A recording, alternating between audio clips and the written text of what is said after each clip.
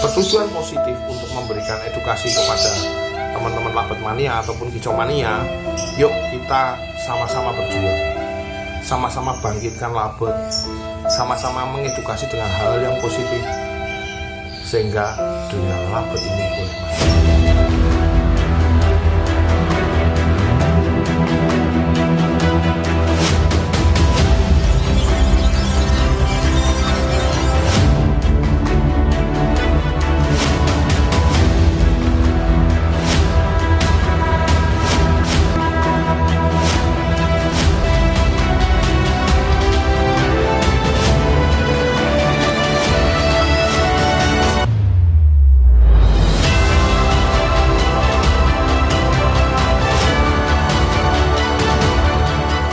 Selamat pagi sahabat excellent, sambil ngantuk-ngantuk ini saya mau coba klarifikasi satu hal. Saya itu sebenarnya sedih teman-teman, sedih banget. Sedih bangetnya apa?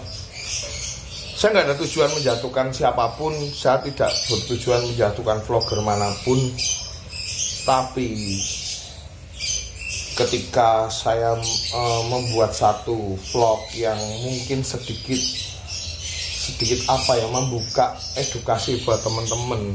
Saya nggak sok-sokan, saya pengen memberikan wawasan. Moga-moga ini bisa menjadi masukan, dan itu pendapat pribadi saya. Saya tidak mengajak teman-teman untuk membenci siapapun.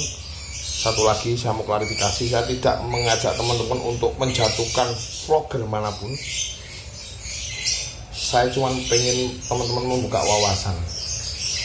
Ketika pertama kali saya melihat satu vlog yang isinya tentang seorang konten kreator yang membahas bahwa telah kontrak dijual 200.000, itu saya cukup sedih.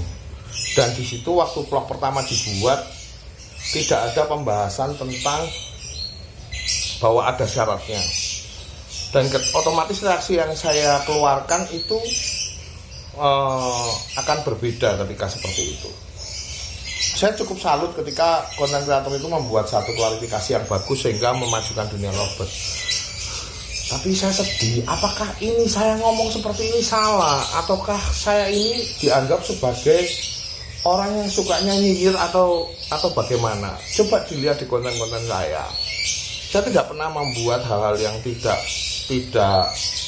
baik atau berniat menyinyirin sama orang. Tapi kalau ada sesuatu yang menurut saya pribadi ya, menurut saya tidak pas, saya akan buatkan konten. Tujuan saya apa? Supaya teman-teman ini mengetahui dan membuka wawasan, itu aja. Ini sebagai sharing atau saran saya. Saya hanya menyarankan untuk tidak berbuat seperti ini, tapi saya tidak mengajak teman-teman untuk membenci vlogger ini. Apalagi membenci salah satu public figure ya. Enggak, saya enggak mau.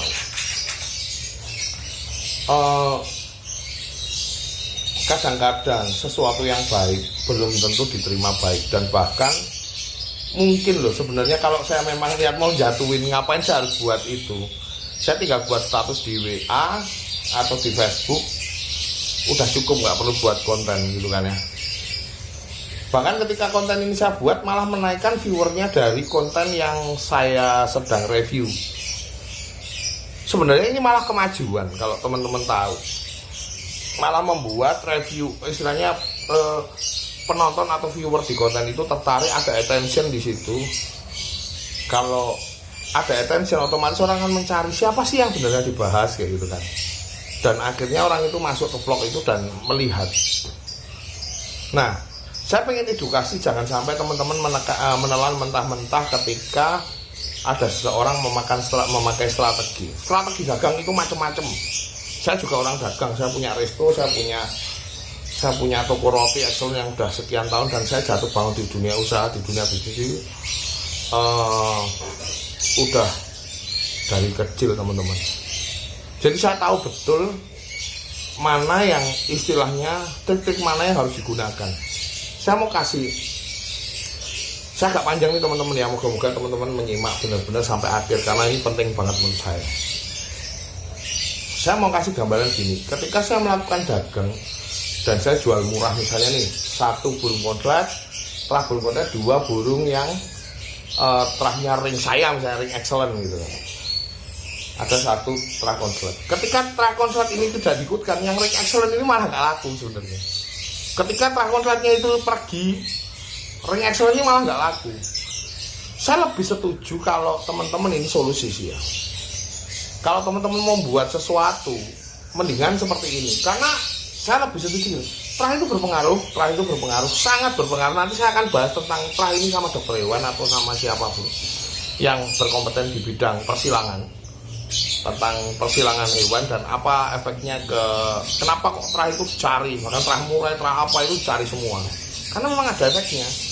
Jadi jangan dibilang ketika kita bahas masalah trah dijual murah itu nggak ada efeknya. Ini ada efeknya teman-teman. Ada efeknya. Saya tidak mengajak teman-teman, ini pendapat pribadi saya. Saya tekankan lagi, sekali lagi, ini pendapat pribadi saya. Ini menurut saya. Saya nggak mau ngajak teman-teman untuk membenci salah satu. Jadi ketika trah konslet ini dijual segitu, bayangin trah yang lain akan seperti apa. Terus kalau misalnya ada 3 yang dijual, 1 trah konslet, yang dua bukan trah konslet. Ketika tidak dikasih trah konslet, ring yang saya jual, ring excellent tadi, itu nggak akan laku. Mendingan kalau saya sarankan pakai trik yang lain.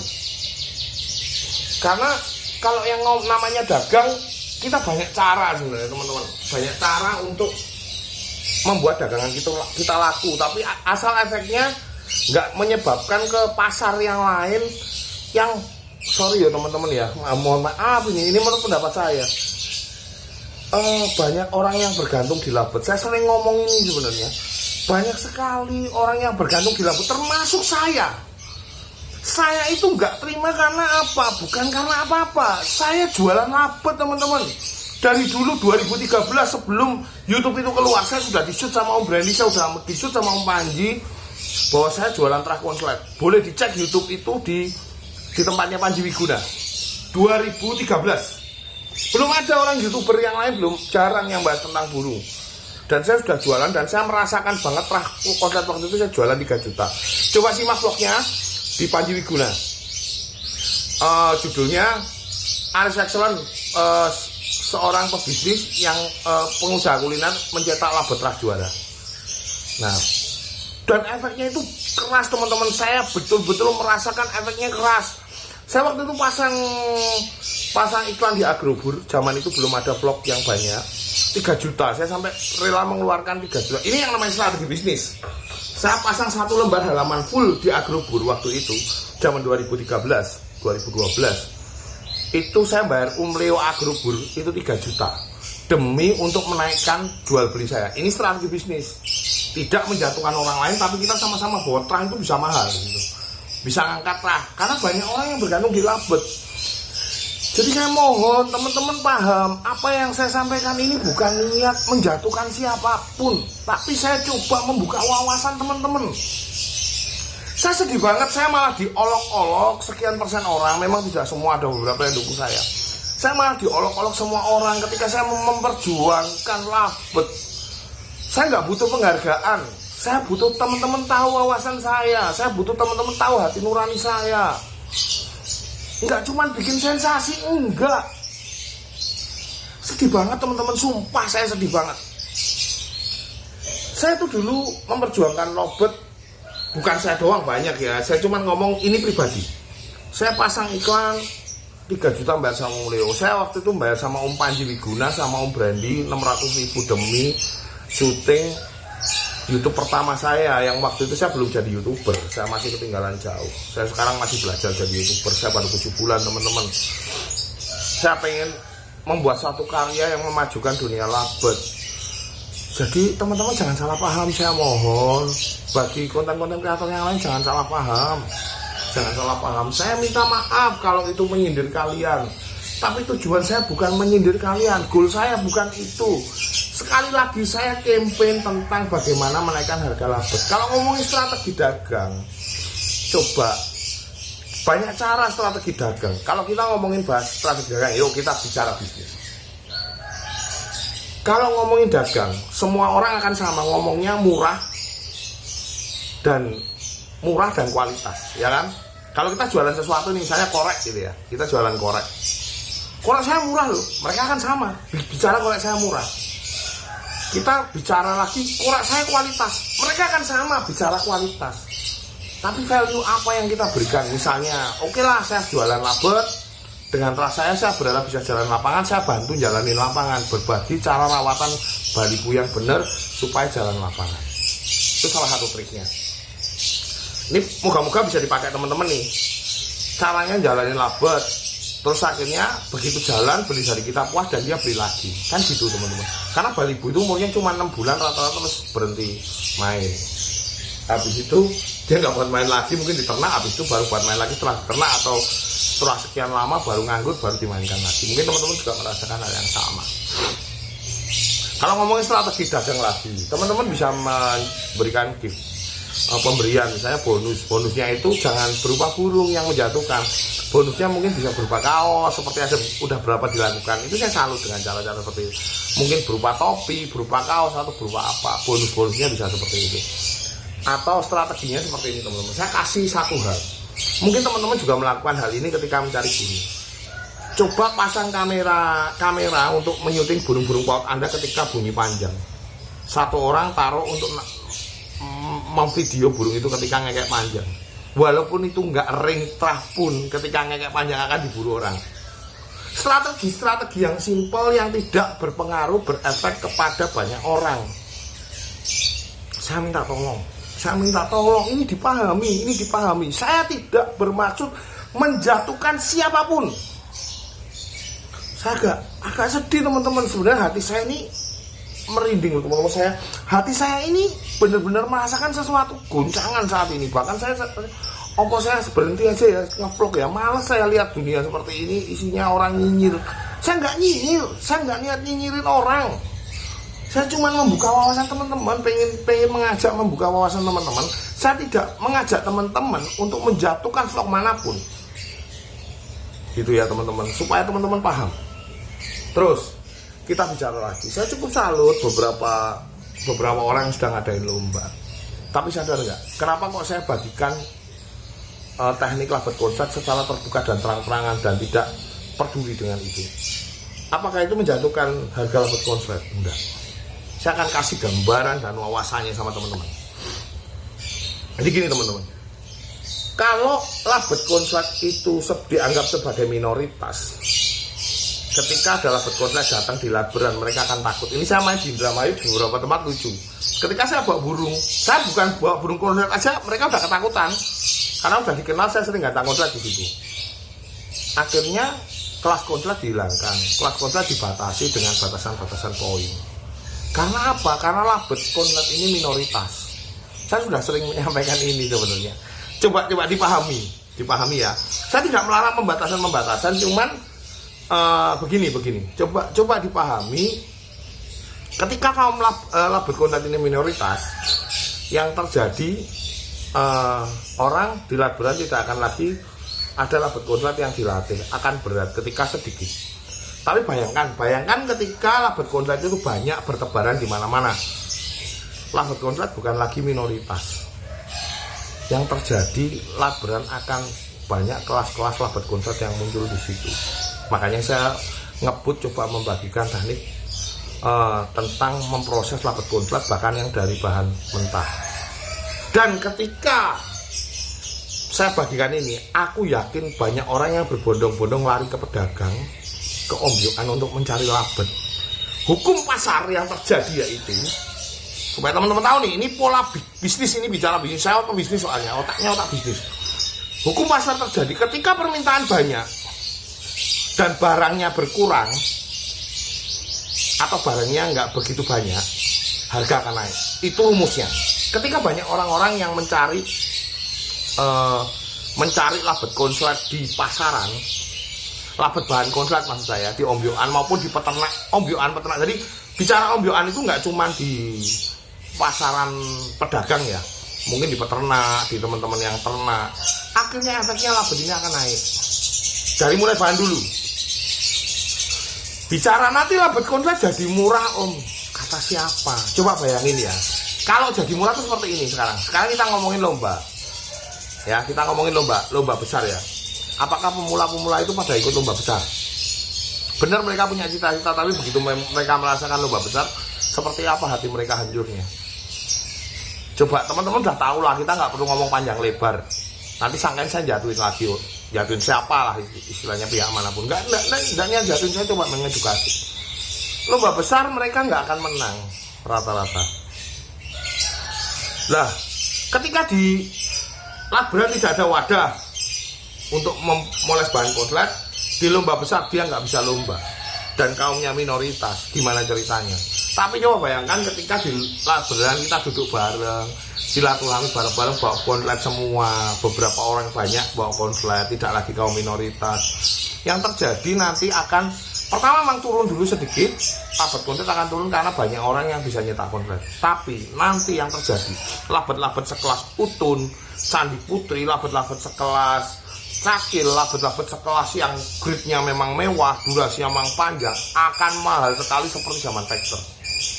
Maksudnya, ketika rata punya burung konslet, nanti burung-burung konslet itu akan tersortir di kelas-kelaskan.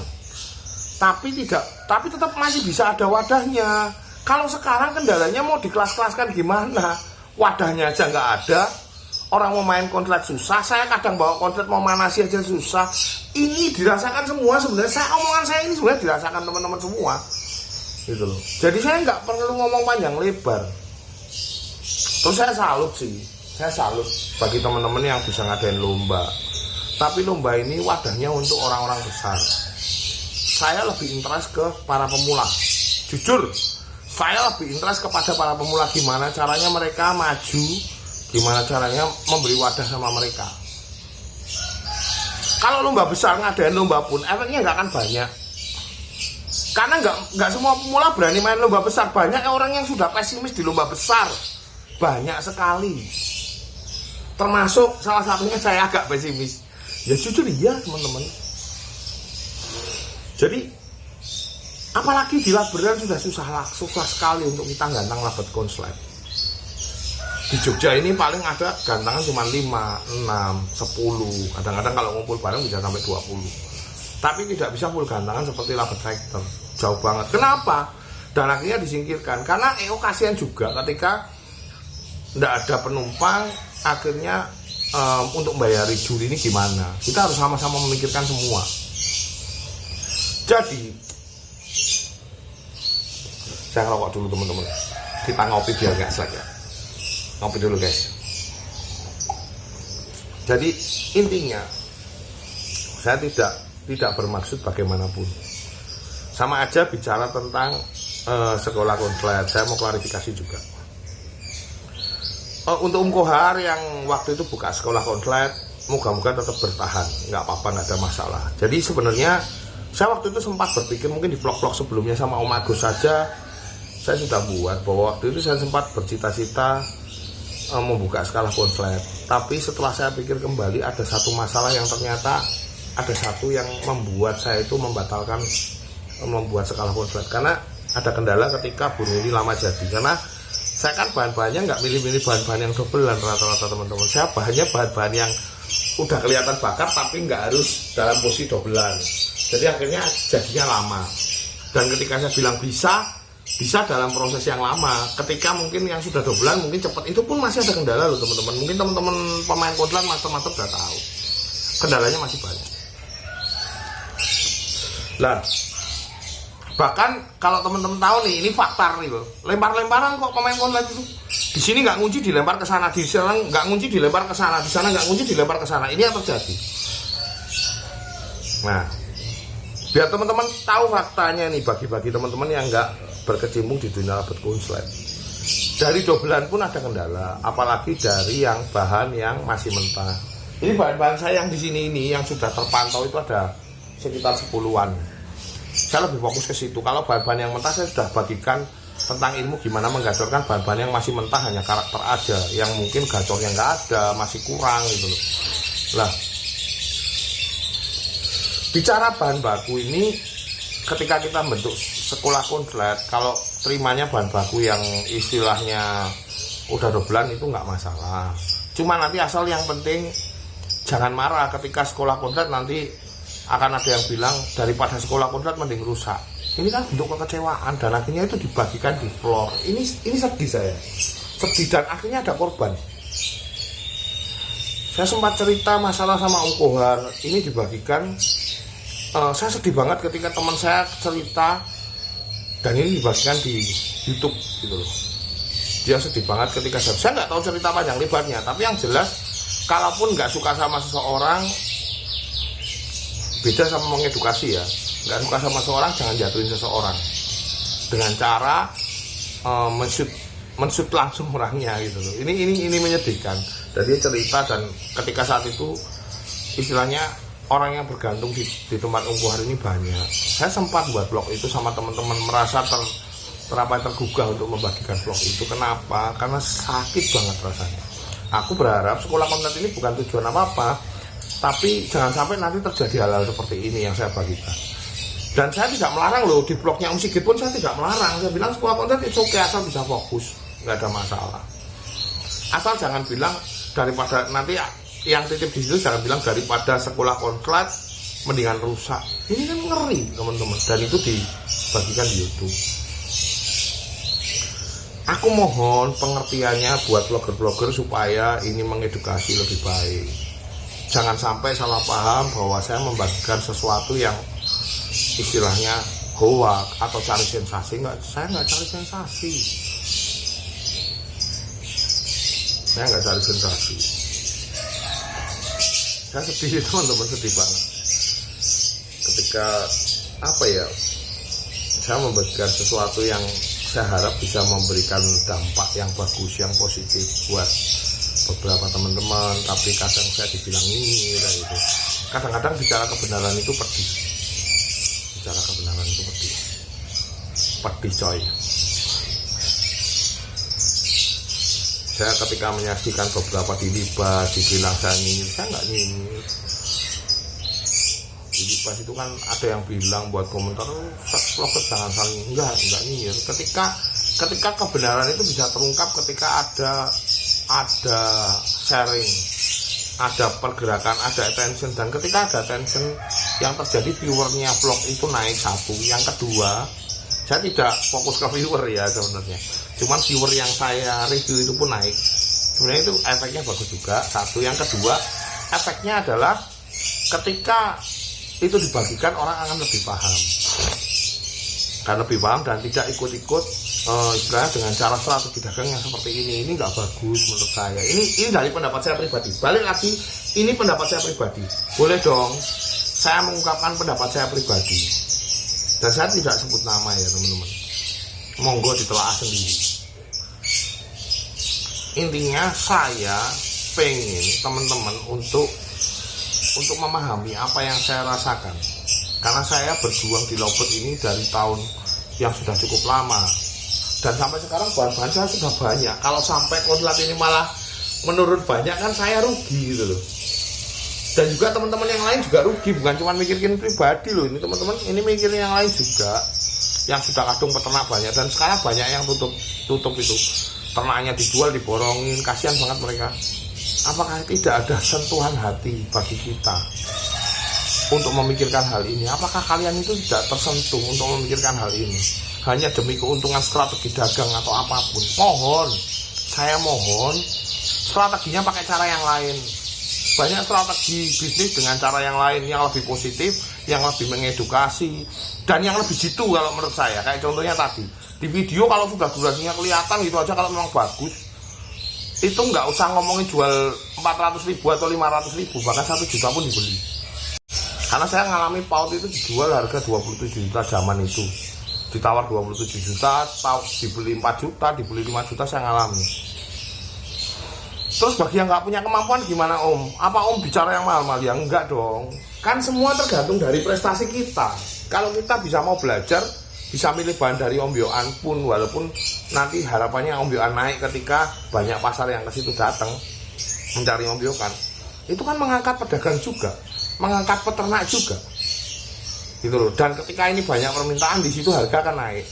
Dan ketika harga naik, bahan baku yang dicetak akhirnya jadi durasi itu pun akan naik, apalagi jadi konslet itu akan naik. Ini efek balik bola salju yang teman-teman harus pahami.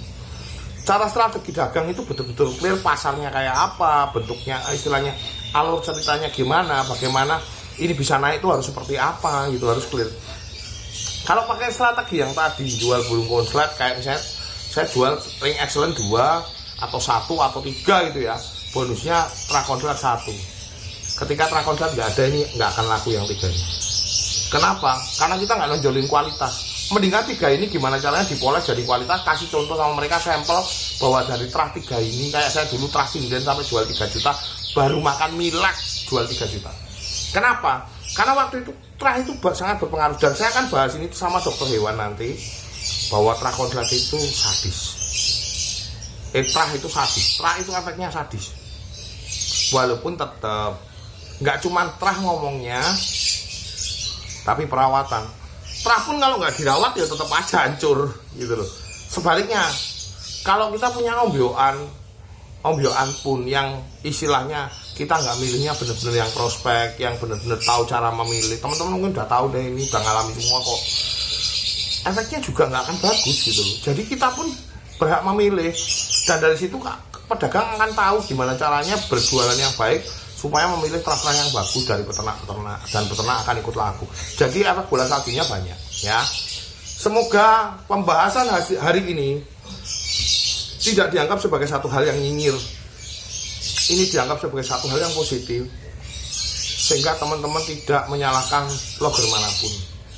Dan saya memohon kepada vlog-vlog atau media yang bertujuan positif untuk memberikan edukasi kepada teman-teman Labet Mania ataupun Kicau Mania. Yuk kita sama-sama berjuang, sama-sama bangkitkan labet, sama-sama mengedukasi dengan hal yang positif, sehingga dunia labet ini boleh maju. Cukup bersyukur saya hari ini bisa puas menyampaikan sharing ini pada teman-teman. Saya berdoa teman-teman sukses semua, bahagia semua. Jangan berpikiran saya negatif, saya hanya ingin memberikan sesuatu edukasi buat teman-teman. Dah, ini saya agak teman-teman, maaf. Ya udah segitu dulu, daripada saya nanti gitu dulu teman-teman. Salam minor, masuk akal.